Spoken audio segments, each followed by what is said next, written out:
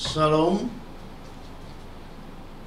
Selamat pagi buat semua sahabat Gabus TV. Semoga damai sejahtera di Allah menyertai kita semua. Sebelum kita mendengarkan firman Tuhan, mari sejenak kita satukan hati, kita berdoa memohon hikmat Tuhan. Bapa di sorga, terima kasih atas penyertaan Tuhan buat kami sampai pagi ini. Ketika kami memasuki hari ini Tuhan, kami mohon pimpinan Tuhan memimpin kami di dalam segala aktivitas kami hari ini. Amin. Saudara yang kekasih, Tuhan menyapa kita di pagi hari ini yang tertulis dari 1 Petrus 1 ayat 17. Dan jika kamu menyebutnya Bapa, yaitu Dia yang tanpa memandang muka menghakimi semua orang menurut perbuatannya, maka hendaklah kamu hidup dalam ketakutan selama kamu menumpang di dunia ini. Sedikit aneh, Alkitab berkata banyak, jangan takut, jangan khawatir. Tetapi pagi ini kita disapa sabda Allah supaya kita hidup dalam ketakutan. Apa artinya? Maksudnya adalah agar kita menaruh hormat kepada Allah dengan cara hidup tidak sembrono, tidak hidup serampangan atau sembarangan, dan memelihara tingkah laku selaku warga yang kudus. Inilah konsekuensi jika kita sudah menjadi warga yang kudus, warga yang telah ditebus dari cara hidup yang sia-sia dengan harga yang mahal, yaitu seharga darah Yesus. Hidup dalam ketakutan, tidak sembrono, inilah persoalan manusia yang paling serius. Manusia tidak takut melakukan perbuatan jahat, tetapi takut menanggung risiko akibat membela kebenaran dan keadilan. Tidak takut berbohong, tidak takut korupsi, tidak takut menfitnah, tidak takut berzina, tidak takut menyingkirkan saingan, tapi takut jika tidak kebahagiaan. Orang tidak takut berbuat dosa adalah orang yang tidak lagi takut kepada Allah. Dan mungkin dia telah menganggap Allah itu hanya sebagai penonton saja di dunia ini. Sejak Yesus mengajarkan murid-muridnya berdoa, yaitu doa Bapa kami di surga, berarti kita selaku pengikut Kristus telah dimasukkan ke dalam keluarga Allah dan diberi hak istimewa memanggil Bapa kepada Allah. Bapa yang selalu melindungi kita, yang siap memberikan pertolongan, Bapa yang selalu mendengar jeritan setiap anak-anak kerajaan yang memanggilnya. Namun dia adalah hakim yang akan menghakimi tidak memandang muka.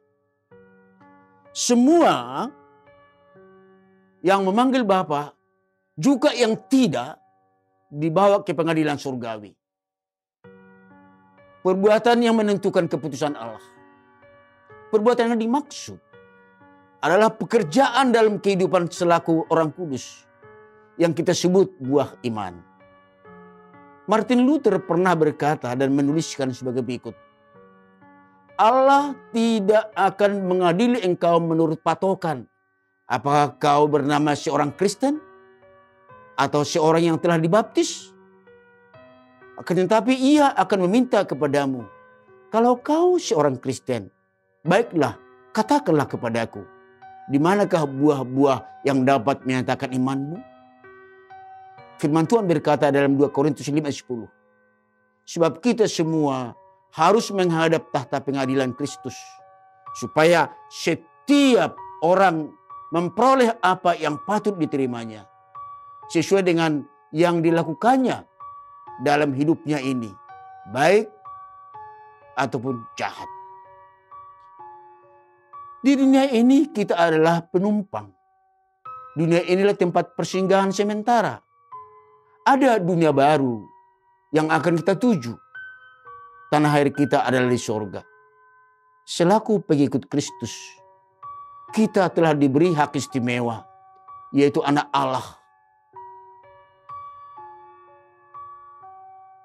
Oleh sebab itu, kita jangan sombong. Selaku anak kerajaan, kita dipanggil berperan sebagai garam dan tidak menjadi sama dengan dunia. 1 Petrus 2:11 berbunyi, saudara-saudaraku yang kekasih, aku menasihati kamu, supaya sebagai pendatang dan perantau, kamu menjauhkan diri dari keinginan-keinginan daging yang berjuang melawan jiwa. Amin.